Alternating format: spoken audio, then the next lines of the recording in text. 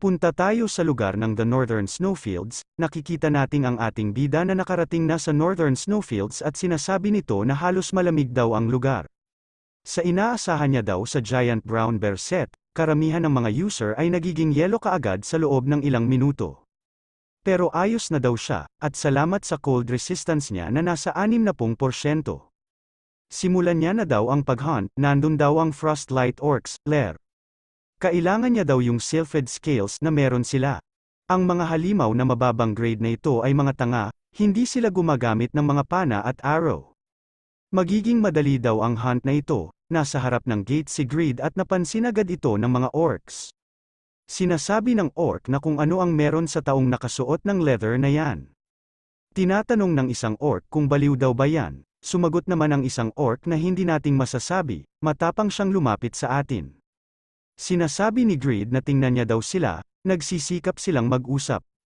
Hindi makikita ng mga hindi sibilisado na hayop na yan. Sa isip-isip ni Greed na naka-fully equipped daw siya, with armor at may tamang sandata. Sinasabi ni Greed na ibigay daw nila sa kanya ang Sylphid Scales nila, mga maruming na orcs.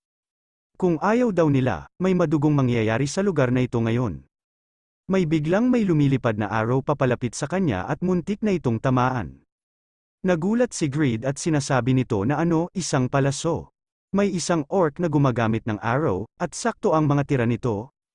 Naalala niya ang sinasabi ni Khan na ang mga Frostlight Orcs ay may malaking kahinaan sa apoy, mas malakas pa rin sila, mas malaki at matalino pa sa ordinaryong orcs. Sa isip-isip ni Greed, ang tanga niya daw, mabilis na tumatakbo si Greed palayo at ginamit nito ang quick movement, ang iyong agility at evasion rate ay tumaas sa loob ng 1 minuto. Mabilis niya naiiwasan ang mga palaso na papalapit sa kanya. Paano sila magiging tumpak kung 10 metro ang layo sa hangin na ito? Ano daw ba ang lakas ng mga braso nila at ang kakayahan nila sa pana? Tumigil na sila sa pagpapakawala ng arrow, wala na ba silang arrow? Nasa harapan niya na pala ang isang orc at umatake na ito. At sinasabi nito na tumahimik na daw siya at mamatay na ito. Sinasabi ni Greed na sobrang mas malaki sila sa malapitan. Mahigit 2M sila, nagpakawala si Greed ng Wind Blast. Ang lakas ng Wind Blast ay 60% ng iyong kasalukuyang attack power. Tinamaan ang orc at napasigaw ito sa sakit. Sinasabi ni Greed na ang kasanayan na ito ay pwedeng magpasabog ng isang naka-armor na NPC sa malayo. Ito ang kanyang trabaho, nabigla naman si Greed na biglang nag-counter-attack ang orc at papalapit na sa kanya ang isang axe. Hindi naman ito naka-react sa pangyayari dahil sa bilis ng atake at tinamaan nito. Sinasabi ng orc na ang bastos na ito, ang sakit daw ng kanyang pag-atake. Sinasabi ni Greed na hindi daw ba malalim ang sugat na ginawa niya sa orc na yan. Pero hindi naman daw siya nagsuot ng armor, ang kapal ng balat niya? Sa isip-isip ni Greed na paano magiging sobrang lakas ang isang orc. Kahit papaano match daw ang lakas nila, hindi niya daw silang kayang patayin lahat bago lumubog ang araw. Kailangan niya daw lumaban gamit ang kombinasyon ng mga skills. Umatake na ang orc at mabilis na block ni Greed ang atake at nakapag-counter ito ng mabilis. Sinipa at umikot ng mabilis at ginamit ang Blacksmith's Rage. Attack power plus 10%, attack bilis plus 30%, for 20 seconds. Sabay ginamit ang Wind Blast, sa isip-isip ni Greed na gumagana na ang mga attack niya ngayon. Nabuff niya na daw ang kanyang sarili, at nagkaroon pa daw ng opening. Tapos na daw ito, nag-critical ang atake ni Greed sa orc. 923 ang naging damage at isang bleeding effect ang nailapat, dahil sa tumpak na aim sa target. Tinatanong ni Greed kung napatay niya daw ba, hindi napatay ni Greed ang orc at nag-counter-attack ito. Tinamaan si Greed at bumagsak sa sobra lakas ng atake. Tinatanong ni Greed na kung bakit ayos lang siya, bakit hindi pa ito patay. Nagtamo ka ng 1,005 na pinsala, sa isip-isip ni Greed na hindi. Gumagana ang kanyang mga atake, sobra dami lang ng health nito. 1,051 na pinsala, 988 na nagdurusa sa pinsala, sinasabi ni Greed na ang sakit daw ng freakang orc na ito. Kailangan niya daw gumamit ng potions, gumamit daw ito ng intermediate potion, nakakuha daw ito ng 1,500 health, sa isip-isip ni Greed kung sino daw sa kanila ang mauunang mamamatay, may lumabas na notification na nakatanggap ka ng 700, at 870, at 1,160 na pinsala, gumamit ka ng intermediate potion, nakakuha ka ng 1,500 na health, nakatanggap ka ng 1,023 at 720 na pinsala, sunod-sunod ang mga natatanggap na pinsala ni Greed at tinamaan ito at tumalsik, nakatanggap ka ng 920 na pinsala. May lumabas na notification na babala, ang kalusugan ay bumaba sa 10%. Hindi ka makakagamit ng potion sa loob ng 7 segundo. Papalapit na ang orc at sinasabi ni Greed na mamamatay na daw siya this time. Biglang siyang nagliwanag at na-activate ang passive effect ng title Apostle of Justice. May lumabas na notification na ang Apostle of Justice matapang at malakas sa panahon ng panganib. Ang Apostle of Justice ay hindi madaling matatalo hanggang ang mga kalaban ay nabubuhay bago siya patayin. Sa isip-isip ni Greed na ito daw ba ang title na nakuha niya nung ni-rescue niya si Heroi? Hindi niya daw alam ang Apostle of Justice na ganyan ang epekto. Ngayon, hindi niya na daw masisisi si Heroi, may lumabas na notification na ang lahat ng stats ay tumaas ng 30%. Para daw ito sa lahat ng pinagdaanan niyang hirap, sinasabi ng orc na bakit daw ang tagal at sumagot naman ang isa at sinasabi nito na sabay nating tapusin siya. Tumalsik ang kasama nilang orc papunta sa kanila, sinasabi ng mga orc na patay na siya. Pinatay niya ang ating kasama, galit na sinasabi ng orc na ito ay hindi daw ito maaaring. Paano niya ito napatay? May lumabas na notification na nakakuha daw ito ng 266,000 experience. Tumaas na daw ang kanyang level, nabawi niya daw ang lahat ng kanyang kalusugan. Sinasabi ni Greed na nag-level up daw siya pagkatapos pumatay ng isang orc. Ito daw ay kamangha-mangha, nagtataka at gulat na gulat ang mga orc at sinasabi nila na imposible daw ito. Hindi daw siya nasaktan, sumugod na ang mga orc at sinasabi nila na patayin siya at mag-revenge daw sila. Sinasabi ni Greed na kunin natin ang pagkakataong ito para mag-level up. Lumapit daw sila sa kanya para makakuha daw siya ng maraming experience. Gumamit si Greed ng skill na Unbreakable Justice, ang Unbreakable Justice, ay tumaas ng 300% ang iyong attack power. Makalipas ang 3 araw, may isang user ang dumating at sinasabi nito na napakalamig daw sa North. Ito pala si Heroi at sinasabi nito na dapat daw siyang maghanda ng karagdagang equipment. Sinasabi ni Khan na umalis siya para mag-hunt ng mga Frostlight Orcs sa Northern Snowfields para maghanap ng crafting material.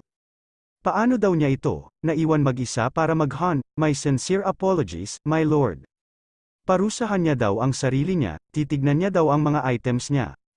Nakakuha daw siya ng 50 flame bottles para lumaban sa Frostlight Orcs. At pagkatapos makuha ang kanyang Apostle of Justice's partner class, maaari niya na daw gamitin ang sword at shield. Hindi niya daw nagamit noong orator pa lang siya. Pero pwede daw ba siyang manalo laban sa mga makapangyarihang orcs sa ganito lang? May napansin ito na malakas na liwanag sa malayong lugar. Mabilis na tumakbo at sa isip-isip ni Heroi na sana hindi pa daw siya huli. Ang mga orcs ay lumalaban bilang isang grupo, kahit daw ang kanyang lord na si Greed ay maaaring nasa panganib. Papunta na daw siya, para sa kanya, my lord, nakarating na si Heroi sa lugar ng labanan at nagulat ito na patay na ang mga orc at sira-sira na ang mga lugar. At sinasabi nito na ano daw ang nangyayari dito, at maraming dugo. Ang mga Frostlight Orcs ay malakas, nasa level 120 monsters sila. Sa ganitong kalaking laban, natatakot daw siya, hindi pa daw lumalabas ang kanyang lord. Sinasabi ni Greed na meron pa daw sa likod niya, si Heroi lang daw pala. Nandito na naman daw siya, sa isip-isip ni Heroi na ayos lang siya, pinatay niya ang lahat ng mga ito, kahit maliit lang ang kanyang punyal, at ganito kalakas ang kanyang lord, tinatanong ni Greed kung ano ang ginagawa niya. Sumagot naman si Heroi na patawarin niya daw sana siya sa kasalanan niya, at iniwan niya daw siyang mag-isa, my lord. Tinignan niya ang kanyang status window, level 83 na daw siya. Tumaas daw siya ng 38 levels sa 3 araw, matagal daw siya nagpa-level up noong warrior pa daw siya. Nakakatawa daw ito, well technically, yung nga bumili ng isang magandang item ay umabot ng hundreds, sa simpleng buwan, kaya hindi na ito nakakagulat. Sa isip-isip ni Greed na sa kabilang kaso, bakit patuloy pa din siya sumusunod sa kanya? Tinatanong ni Greed kung meron daw ba nagpapasaya sa kanya? Bakit daw siya sinusundan ng ngiti sa kanya mukha? Sumagot naman si Heroi na syempre masaya daw siya. Nag-alala daw siya sa kanya pero hindi naman pala ito nasaktan. Sa totoo lang, nakikita daw niya ang iyong overwhelming na katayuan. Sinasabi ni Greed na ano ang punto ng pagiging overwhelming. Kapag walang kahulugan, 3 buong araw daw siyang nag-hunt ng orcs at mahigit 80 sa kanila ay napatay. Tinatanong ni Heroy na bakit daw ito malungkot, my lord. Hindi naman mapakali si Greed at naiinis ito, at galit na sinasabi na naiirita daw siya, dahil hindi niya nakuha ang gusto niya, at heto daw siya, lagi niya daw ito tinatawag na my lord kada segundo. Bakit daw siya sinusundan at iniistorbo? Sinasabi ni Heroy na siya daw ang nagligtas sa kanya sa hellish prison cell na yun, at niligtas daw siya mula sa quest kung saan kinailangan niya daw gumugol ng 50 oras sa totoong buhay sa loob ng dungeon. Sinasabi ni Greed na walang katotohanan yan, anong klase ng quest ang demand sa iyo na gumugol ng 50 oras sa loob ng isang prison cell? Sumagot si Heroy na ito daw ay totoo, mataas ang pagsubok dahil ang reward ay second class. Gulat na gulat si Greed at sinasabi nito na ang Mongolian na nakakuha ng unang second class, siya daw ba ito? Sumang-ayon naman si Heroy, lahat ng ito ay nandahil sa kanya. Kaya nagpapasalamat si Heroy kay Greed, galit na sinasabi ni Greed na bakit siya daw ang nakakuha ng ganitong reward. Kahit pinagdaanan niya daw ang lahat ng hirap na yan para iligtas siya. Sinasabi ni Heroy na please kumalma lang daw ito, habang ang kanyang reward ay mukhang mahusay. Ito ay isang karangalan na klase kung saan isasakripisyo ang kanyang sarili para sa kanyang Panginoon. Sa isip-isip ni Greed na, hindi na rin daw masama ang title na Apostle of Justice na nakuha niya. Pero ganun pa rin, siya pa din ang nakinabang ng hirap at pawis at ang mga efforts niya. Galit na sinasabi ni Greed na bastos daw ito, at dapat niya daw paglingkuran siya hanggang mamatay siya. Naiintindihan niya daw ba ito? Yan daw ang sinasabi ni Heroy kanina pa. Tinatanong ni Heroy na kung saan daw ito patungo ngayon. Pinatay niya daw ang lahat ng orcs sa entrance ng lair. Sumagot naman si Greed na kailangan niya daw makakuha ng 20 sylphid scales. Hindi pa daw ito sapat, sa entrance na ito, kaya kailangan niya daw pumatay ng ilan pa sa loob ng lair, sa cave na yon. Nagsimula na daw siya magkasakit, at diretsyo na daw siya ng 3 araw sa paghunting in game time. Kaya titigil na daw siya kung hindi na daw siya makakuha ng ibang scale, pagkatapos makapatay ng isang orc. Nagulat sila nang nagpakita sa kanila ang isang boss orc, Frostlight Orc Chief, level 140 field boss, bigla silang inatake ng boss master. Mabilis silang tumatakbo at sinasabi ni Greed na bakit lumabas ang ganitong malakas na monster.